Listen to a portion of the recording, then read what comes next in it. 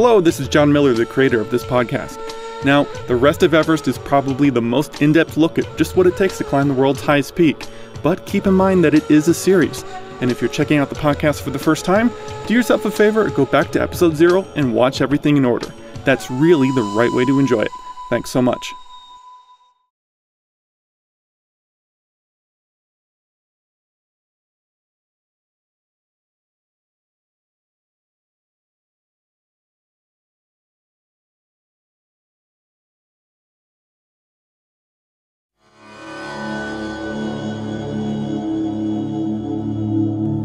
This is the Rest of Everest video podcast, an almost unabridged expedition experience. Episode 75, Half a World Away. Hey. Well, hello again, everyone. Welcome back to the Rest of Everest video podcast. I'm John Miller. Happy to say that joined again this week with Scott Jacobs. How's it going, Scott? It's going well, John. How are you? I'm doing pretty well. Been kind of waiting to put this episode out. As I said last week, I was a little bit hesitant to put it out, but again, you know, I'm trying to be completely honest about everything that I experienced on trips, and so I'm gonna grit my teeth and get through this episode. You guys will probably really like it, but it's kind of hard to watch yourself cry on camera sometimes. But this episode starts out really cool because we were able to visit the Potala Palace, which, if any of you have any idea of what the Potala Palace is, it's basically where the Dalai Lama used to live. And so let's head back up to Lhasa, and here we go. Sounds good. All right, we're going to start off with some photographs here, because I actually didn't get any film of this enormous square that's across the road from the palace. Really, the Potala Palace is just massive. Yeah. And its scale is massive. Yeah, and it's on the highest point in Lhasa. It towers over everything in Lhasa. What you can't see, what I don't have any footage of, still photographs or video, is of the there's Scott looking very small for the first time in his life, but is the enormous concrete sculpture to looks like some sort of governmental Chinese governmental, like, I don't even know what to say. It's like just some huge sculpture to the mount. What am I trying to say, Scott? It's basically a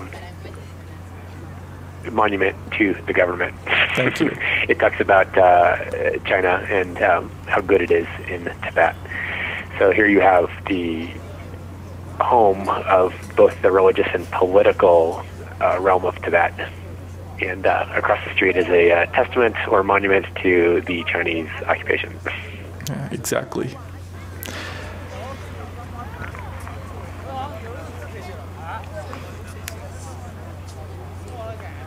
Definitely a tourist attraction, but kind of enjoyable to stand in line with all these folks and chat and wait to get into the Potala Palace. Also, a great opportunity to take some photos. One of the interesting things is that the probably majority of the tourists are Chinese tourists, and what we actually discovered was that a lot of the Chinese tour guides give out completely false information about all of the different religious aspects inside the Potala Palace. Most importantly is the 11th Panchen Lama, which is sort of like the second in command, and obviously the Dalai Lama would be the first in command, but he's in exile. So, but the Panchen Lama again is second in command, and there are actually two Panchen Lamas right now. There is the Panchen Lama that is recognized by the Tibetan Buddhists, and then there is the Panchen Lama that was basically been picked out by the Chinese government, and the Tibetans don't recognize. Really, it's a stool pigeon. So as you can see, we're outside the Potala Palace. Pretty spectacular. It's much larger than it looks in photographs, and we're just about to enter it. Scott and our guide, Lapsang, have walked ahead. They're probably looking for where I am, but I'm going to try to film as much as I can inside, but it's hard to know what you can film and what you can't. A lot of this you can't film, especially inside the chapels and whatnot, so I will not be filming in there. But I have to tell you, you can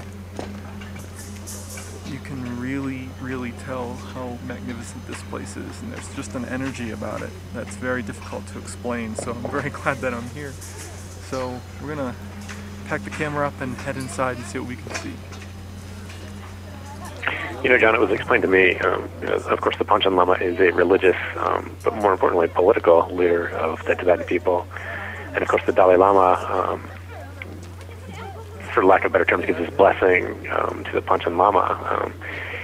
And so, yeah, of course, there's a Dalai Lama designated or religious designated Panchen Lama, and Chinese designated Panchen Lama.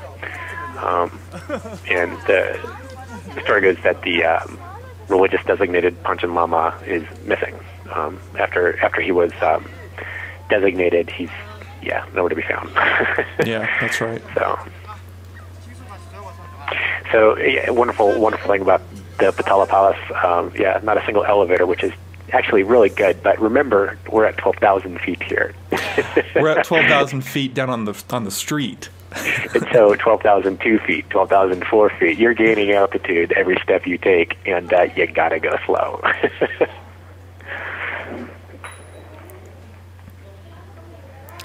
So Scott went up ahead of me and took some photographs of himself, which is great, and because I wanted to film everything and he wanted to really explore. So I remember finally catching up to him, and I have to tell you, my head was spinning. I was really feeling the altitude, and he was just a rock star. He was just cruising up. Well, I did a little work in my high altitude training ground near Telluride, and I say that jokingly. We'd spent some time in the Lizard Head Wilderness of Colorado, which is high altitude. So I played a lot, in that area before coming here. So my acclimatization regime. But no, I felt great this day. I remember running around, trying to take it easy, but just being so excited. I remember, I'm going to jump ahead in terms of what we saw here because we're going to run out of footage, but everything's extremely ornate. And what I remember is walking through like chapel after chapel after chapel, and you go through these enormous rooms where there are these huge stupas just made out of gold, and they are all of the past Dalai Lamas. It's like their graves inside, and there are these stupas that are 30, 40, 50 feet tall, and they're all inside rooms inside the Potala Palace. My jaw was just like on the floor the entire time we're in this incredible place, and everything was so old, and it almost seemed like it wasn't man-made. It seemed like the place was so large and so old it was geologic. It just grew out of the earth. It just really, I could not believe how big some of those rooms were. You truly can't tell from the outside. You can see how much higher we are now, and we're just near the top. And then we came down. We spent about probably 3 or 4 hours there, and then we hiked down and we got back in our Land Cruiser, and we're driven back to the New Mandela restaurant where we'd hang out there to have lunch. I wish there was more I could show and say about the palace. Here at the New Mandela restaurant, the same place we had dinner last night, we finished walking around the Potala Palace, which is difficult to comprehend. In fact, it's so hard to comprehend. I'm curious if anyone else out in the audience has been there, if it's been years ago, or just at any time, if you could email me and let me know what you thought about it, because it will help me to process it. But it's so incredibly ornate, you just can't get over it. There's just room after room after room, chapel after chapel after chapel of stuff, and it's all so ornate. It's absolutely unreal. So in any case, so now we're finishing up lunch. I'm having a hard time eating. I'm definitely feeling the altitude. This trip is kind of kicking my butt. So, so we're sitting here at the restaurant, just finishing up, and we're making fun of our guide because there's a lot of girls here who are waitresses at this restaurant. They're all beautiful. They're all 20, 22, and they all love him. So we're kind of giving him a hard time, but he keeps getting calls on his cell phone. He keeps text messaging all these girls. It's really funny. It's you know, we're in Lhasa, but we're not in Lhasa. We're in any town in USA when it comes to that. So they keep flirting with him. He keeps flirting with them. It's just a riot.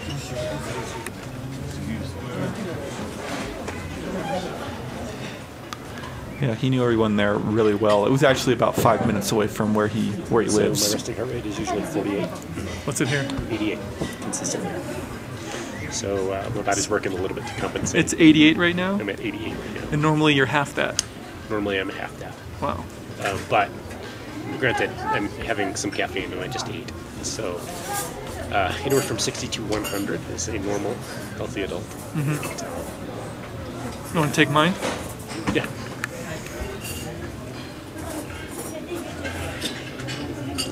You're about 110? Let's see. 120?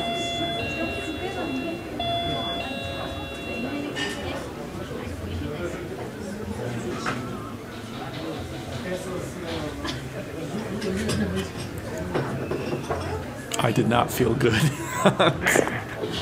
120, or 120. But the saying is that we've been at low altitude for the past week. We come from relatively low altitude.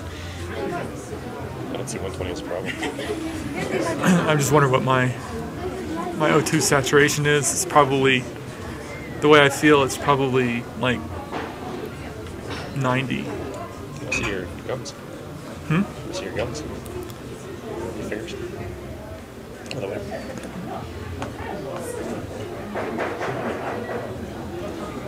So it's not a great test, but you can basically test. So this isn't yeah. real reliable in adults. It's better in children. But your gums and your lips, of course. If your lips go blue, then I mean that's serious. I mean, it's emergency medicine. But a capillary refill in your nail bed should take less than 2 seconds. Your gums should be pink. Anytime they start turning white means you're. But again, that's like emergency medicine. So. Did you hear about like watch your fingernails, and if you start getting these little black, they look almost like slivers. No, these. Here, go. Give me your thumb. Here, put it down towards. Okay, you have one right there. I'm guessing. Sometimes you get them deep in. I don't know what it signifies, but I was told by the Royal Navy doctor that if you get too many of them, that's a problem. It's an altitude problem. Complete, I think, hearsay because I just don't remember very well, but I get them every so often in Colorado, but I remember that there was a higher propensity towards it at altitude. Well, that'll be blood. I mean, that'll be bruise under the nail bed. So maybe the capillaries have become damaged somehow and blood leaked out just a bit. I don't know why altitude would do that. They'd just make them less efficient. So I don't know. And that's just my best guess.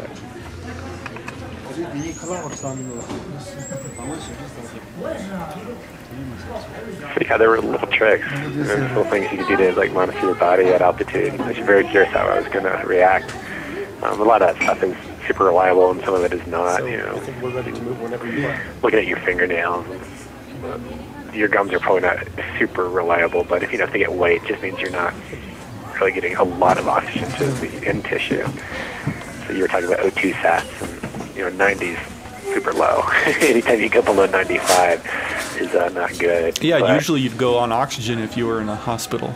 Right. But out there, it's just par for the course. And some people walk around daily at that, but I guess it's very dependent on who you are.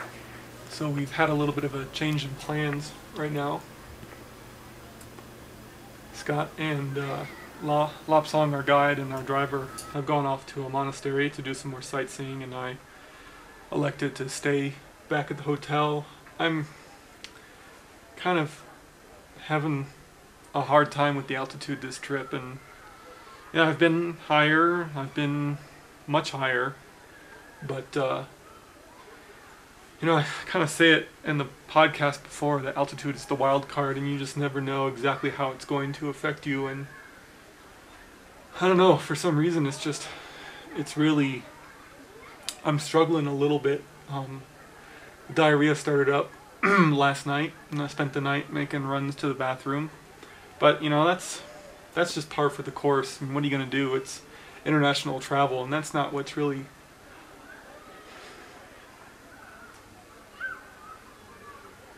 That's not what's really bothering me right now. The thing is that I called my wife on the satellite phone last night from the roof of the hotel here, and I talked with her for a long time, and she's okay and everything like that, but we found out that she's not pregnant. We've been trying, and we're really hopeful that she was going to be pregnant. That we would find out any day now that she was pregnant. And we have absolute evidence that she's not now. And I mean, normally it wouldn't be that big of a deal, but in September of 2006, in just fall of 2006, we had a miscarriage. She was about 10 weeks along.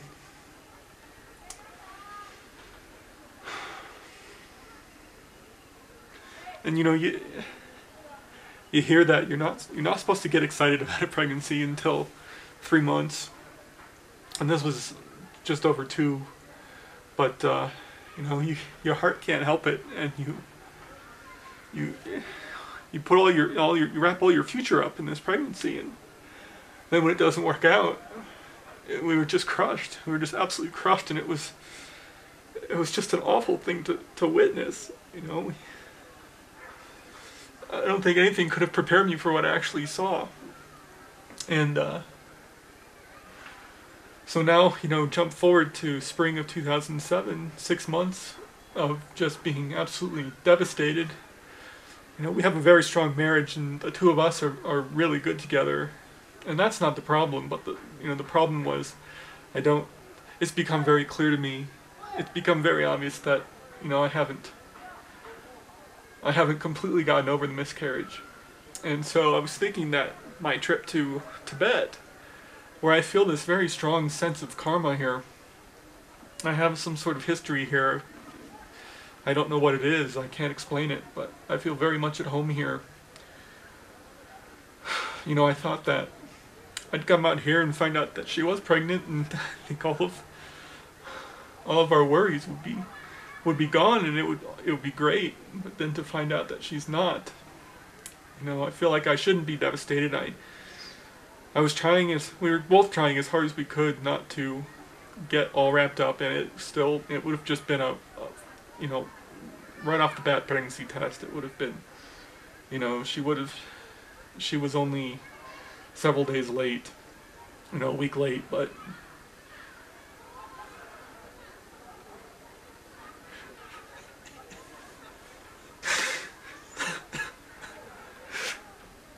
now here I am in Tibet, and I'm happy to be here, but I wish I was back at home with my wife.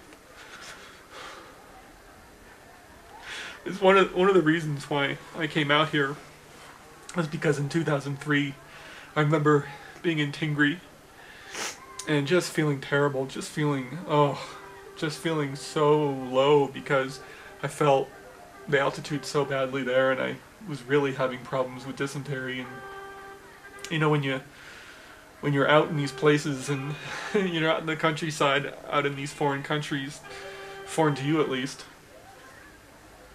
and you feel nauseous and you feel, you know, your gut just aches, and you know, it's a rough, Tingri is a rough town, and I don't care who you are, it's a rough town. And I just felt such a strong sense of being on the other side of the planet and so far away from my Heidi. And I was so sad.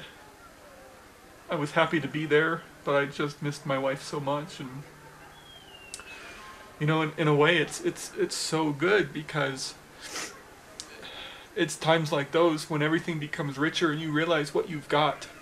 And I've been very aware of what I have with my life. I'm one of the luckiest people on the planet, but I was expecting to feel on the other side of the planet from her on this trip, but I thought it would be because we were so happy and we wanted to celebrate a new pregnancy, and I just didn't prepare. I didn't prepare to have the pregnancy not work out this time,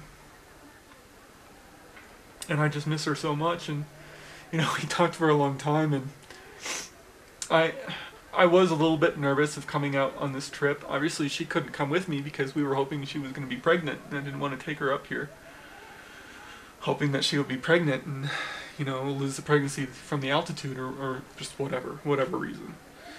But I was worried that she was going to need me too badly, that if she found out that she wasn't pregnant, that she was going to need to have me around. I'm very protective of my wife. Maybe too much. I just don't want her to feel any pain or sorrow, anything. But now I've realized that she's fine. I mean, she's okay. We talked for a long time, and she's doing great. And it's me who needs her.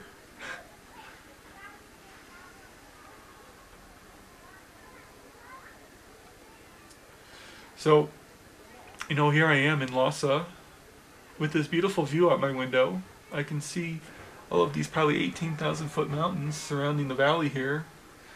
And, part of me couldn't care less. Part of me wants to be back with my wife. We visited the Potala Palace this morning, and it's just amazing. It's impossible to comprehend. There's so much there. But I had this real lump in my throat the whole time, and I just was so distracted. And I recognized that I have, quite a wonderful thing with my wife, to be in one of the world's most incredible places, and to only have my thoughts be about her. I'm so lucky to have someone like that. So I thought it'd be a good idea just to take the time. The altitude sickness, whatever, I'll be okay. That's not what my issue is, but I just realized I need to take some time to myself and sort of just be, spiritually and energetically with my wife. And so that's what I'm doing right now. And I think I know I made the right decision. That way Scott can continue. He's doing great. He is so amazing, and he is doing everything right, and he's not feeling ill, and I'm so happy for him. But I didn't want to experience anything like this without him. I wanted the two of us to be with each other the whole time, to experience all of this together, because who knows when we'll ever get to do something like this again. Hopefully I won't have the chance for several years, because I'll be a father, and I'm not going on these trips when I have young children. But I just need to take some time and try to regroup a little bit, and it's too early to call my wife right now, so I think I'm just going to take a nap, and then I'm going to read my book and try to rest up a little bit, because we have quite a bit of more of Tibet to see, and I want to make sure that I'm feeling the best that I can. So I'll be okay. And I know my wife will too. And we'll get what we want. I know that. But we're human, and we want it sooner than later. I think that, what you just saw there is a combination of some real, really wasn't happy with the news that I had gotten, but also,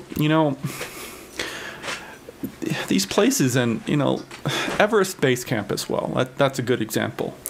It is one of the coolest places ever. But if you don't feel good, or if something's making you really sad, maybe you didn't perform well on the mountain, maybe you made a logistical error and you weren't going to be able to climb or something, it can be one of the saddest and most lonely, desolate places. And that's the kind of thing that I always tend to feel when I'm on trips like these. Like, I can be in these really exotic locations, but if something happens that I wasn't expecting, or if I don't feel good and then I get some bad news or something, I can go from being the happiest person to being really down. And that's not because there's anything wrong with me. That's just because you're completely out of your element. You're completely out of everything that you're familiar with.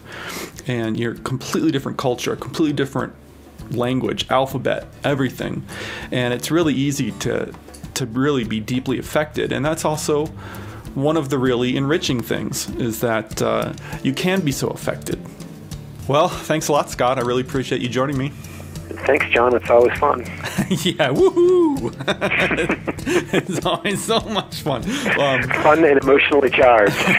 Actually, this is going to be the end of the emotional episodes. From here on out, it's all uphill, in a good way, up to base camp. So we're gonna hit the road next week, and there's some really cool stuff coming down, people. You're just gonna love it. So stay tuned. No more crying, I promise. And we'll see you guys next week. The Rest of Everest is downloaded all over the world every week. If you enjoy watching and would like to show your support, then take a look at my website. Aside from having lots of additional blog entries from the expedition updated every week, there's this little donation button on every page. Now, many of you have pressed that button, and your generous contributions are helping to cover my hosting fees. If you haven't donated but would like to, then just contribute any amount. In return, I'll give you access to the video and audio dispatches I sent out while we were actually at Everest. It's pretty interesting stuff. Contribute $25 or more, and I'll even throw in an iPod-compatible version of the film Everest: The Other Side. That's the project the entire podcast here is based on. As always, our announcer is Marlon May, and our music is provided by Wendy Wu. Check her out at wendywu.com. Thanks so much, everyone, and we'll see you next week. Thank you for watching The Rest of Everest. For more information on the expedition, please visit therestofeverest.com.